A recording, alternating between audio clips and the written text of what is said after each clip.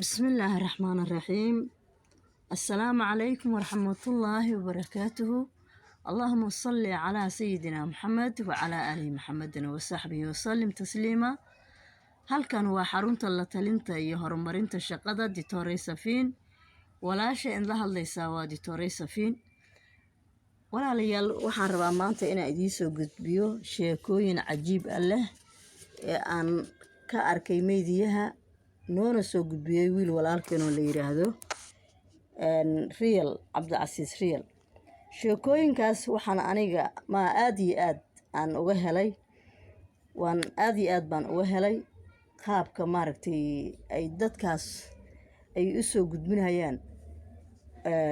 ama maaragtay iyo meelaha ay taabanayso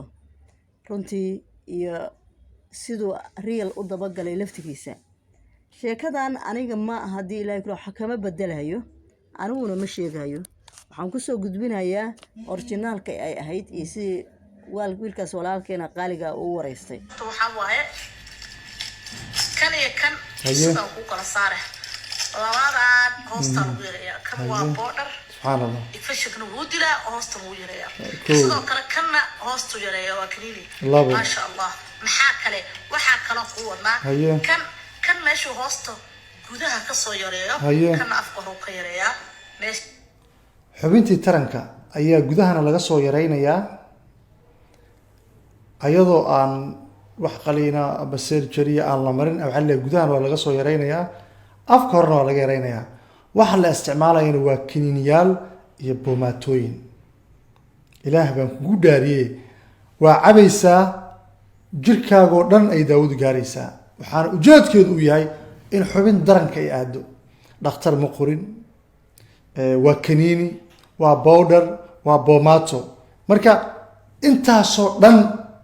gabadhan ayada macninka ah haye wadna marka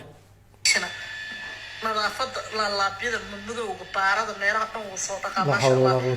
waana caraf uu siinayaa baarada maartay waa la ogyahay meelaha laabka ma sha Allah si fiican u dhaqaaya adoo aflagaadada joojiya gabdhow idin kala fikir waxa u يعني horta gabdhaha Soomaaliyeed maybe gabadhan aragtideeda haye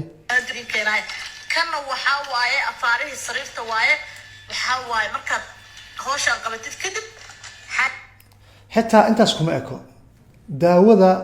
marka la cabo oo kiniyaasha la cabo oo meeshii ay yaraato sida ay sheegayso ayaa haddana xaaji wiil la sii qaldaya waxaa maqlaysaa qof liiga madaxa uga furtay wadnaha hebla istaagay hebel isagoo xala jiifto saaka meed ku soo kacay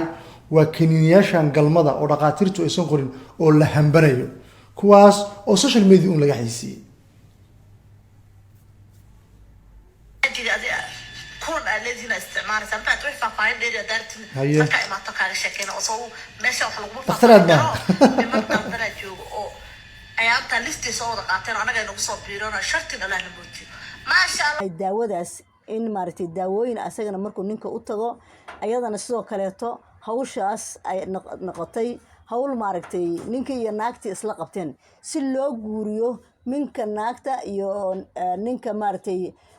ninka walaxdiisa ama alaabtiisa eber looga dhigo oo loo baabi'iyo dhaqankaas maartay islaamka oo guurka ah oo xalaashana meeshaas uu u noqdo wax sal guuray oo la baabi'inayo gabadhiina gudaheedii la baabi'asho wiilkana hawli shaqadiisii la baabi'asho saysan meeshaas waxba uga dhalanba. taas marka waxay keenaysaa in Soomaalida ay barakadii ka tagto in ay ka tagto ama ay dhasho waxa ay dhashaa haday wax dhashaba ay noqdaan ilmo daciif ah oo fakir iyo maskax iyo aqli midna aan la iman. sababtoo ah waxaad arkaysaa Soomaalidu markay dhashaan inay seen bari yihiin dad active ah markay weynaadaan adduunyada hadii ay ku reen la qabsadaan dadka adduunyada ugu sareeya ah dadka maartay adduunyada maartay wax badan ka qabta dadka aan la qaadan karin dadka aan maartay wadan sheeyay haday tagaan maantay la doorin karin way jiraan kuwa badan oo yar oo dadka qadarooga iyo balaayo la siiyay laakiin waxa ka dhasha meeshaas wiilka Soomaaliyeed gabadha Soomaaliyeed dad active ah ayaa ka dhasha dad active ah oo diin ahaan dhaqan ahaan ku dhagan ka dhasha halka marka waxa lagu talagalay daawadan in qofka maskaxdiisa daciif laga dhigo wiilka biyihiisana daciif laga dhigo si ay u dhalaan awlaad daciif ah oo fakar lahayn oo maskax lahayn oo hii iyo huu kaliya iska soo jeeda adduunka meeshay tagaana laga faa'iideysto ama la baabi'iyo intaas waxaan leeyahay waa insha Allah waa gabadha daawooyinka ay gadayso iyo fakshinka iyo dhibaatada ay u leedahay gabadha Soomaaliyeed iyo wiilka Soomaaliyeed ee iskuursada iyo maartay awlaadda ay dhalaan iyo dhaqanka Soomaaliyeed dhibaatada salka dambe uu keenin karo intaas halkaas aan u hadlay waxaan kaloo rabaa inaan ka hadlo walaalkeen sheeko kale oo soo gudbiyo la yaab leh oo xagga diinta ku saabsan Allahu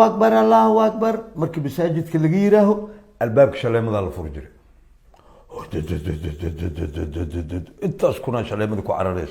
masaajidkii afar xaba amal gobolku saareen Talyaaniga saasoo ugu fiirsaa dariishada masaajidka arbac rukun waa isku xigaan bogta jid loo dhahay masaajidka arbac rukun markuu saan u jeedo gadaal waxa ka jiro shaleemada inta shaleemada ka jirta laamiya u dhahay inta gobolkii ka degan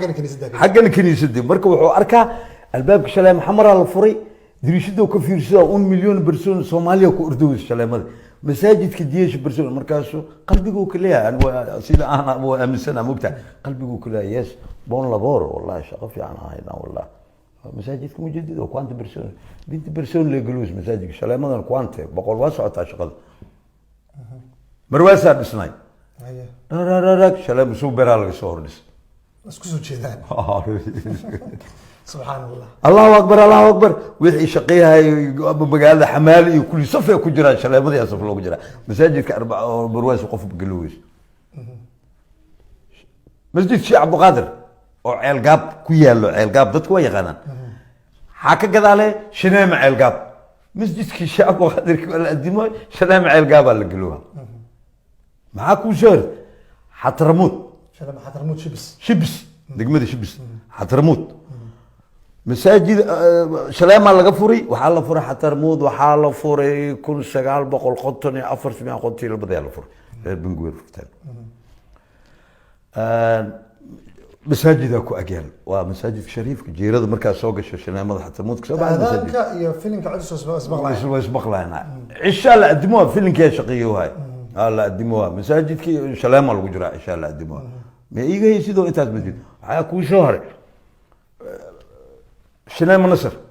دكسي دما دين جامعه القران دكسي اللهم صارد دغ جرت اكويل مسجد اكويل حاوتاكو شنو محاوتاكو مسجدك عبد الله عوريرا كو اجال ورديغلي marka qayaan weyn oo ku sameeyay masaajidada dalkeena meesha ku yeel masjid shaleemo ka agfuray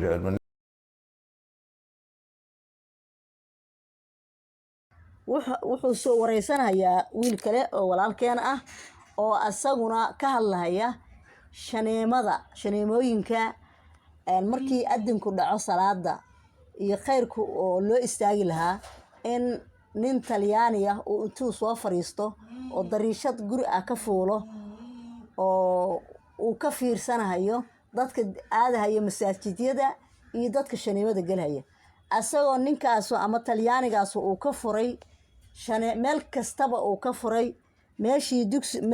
ay ku taalo dugsi quraan ama masaajid uu ku yaalaba uu shaneemo ka furay si maartay shaneemadaas markii dugsiga la aado markii ama dugsiga la soo aadayo oo meeshii mawlaca lagu tukanayo la soo aadayo waag hore waxay u badnaayeen mawluuciyay u badnaayeen meesha dadku waxa waay mawluucyo badan oo lagu tukadaa jiray oo masaajidyo ka waxaysanaayeen iyo masaajid weyn oo taagan labadaba marka si markii mawlacaas weynka oo lagu tukado dadka xaraha oo qaaliga ku tukadaan ummadda Ilaahay iskugu timaadaan xaraha xataa waxa jiifan jiray dad maaragtay banaanka ka yimid ama gobollo kale ka yimid oo xataa masaajidada inta badan aysan aqoon halkaasna ay iskugu imaan jireen iyo maaragtay waxyaalaha aan loo baahan yahay inaan maanta Soomaaliyeey way nagu dhacday aan ka dhiidhino inaan ka dhiidhino waliba meeshaas oo kale waxa wax ka qaadi kara waa dawladda waay in maaragtay waxyaalahaas la sameeynayo qofkii sameeynayo la soo qabto shaqada meeshu ka keenay iyo wuxuu u sameeynayo iyo fakarkaas in la keeno waxaan leeyahay xataa wax intaas kaliya maahan waxyaalo badan baa jira laakiin waa soo gudbin doonaa insha Allah waa soo gudbin doonaa laakiin labadan sheekan rabaa maanta inaan ka dhaco dadweynahana uga dhaco walaalkeena waa noo soo gudbin doonaa waxaan leeyahay assalaamu calaykum waraxmatullaahi wabarakaatuh